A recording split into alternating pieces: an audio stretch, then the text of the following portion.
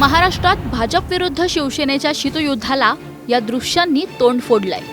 स्थानिक स्वराज्य संस्थांच्या निवडणुकांपूर्वीच शिंदेंनी शहांची भेट घेतली होती।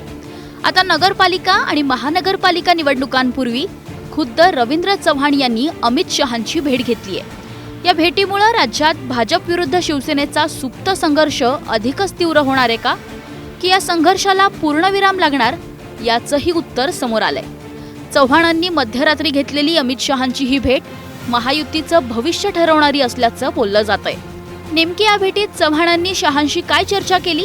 महायुती एकत्र निवडणूक लढवणार की मैत्रीपूर्ण लढतीच्या नावावर पुन्हा एकदा महायुतीतच जोरदार घमासान पाहायला मिळणार, याचा सविस्तर आढावा या व्हिडिओच्या माध्यमातून घेऊया।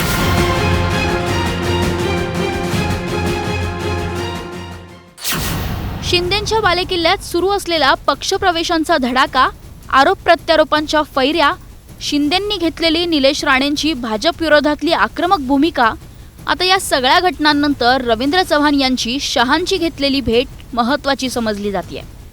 या भेटीत रवींद्र चव्हाणांनी अमित शहांना आगामी निवडणुकांचा अहवाल सादर केल्याचं बोललं जातंय।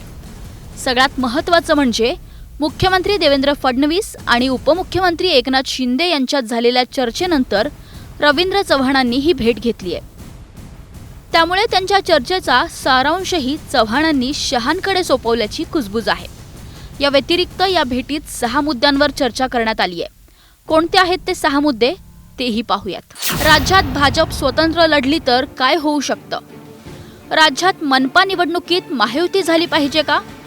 महायुती झाल्यास काय चित्र असेल? महायुती न झाल्यास काय चित्र असेल?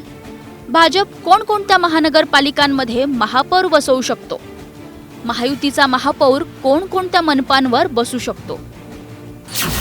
अशा या 6 मुद्द्यांबाबत रवींद्र चव्हाण यांनी अमित शहांना सविस्तर माहिती दिली आहे। रवींद्र चव्हाणांसोबत झालेल्या याच चर्चेवरून आता भाजप आणि शिवसेनेची युती टिकून राहणार का, की राज्यात पुन्हा एकदा महायुतीत मैत्रीपूर्ण लढत होणार, हेही ठरू शकतं।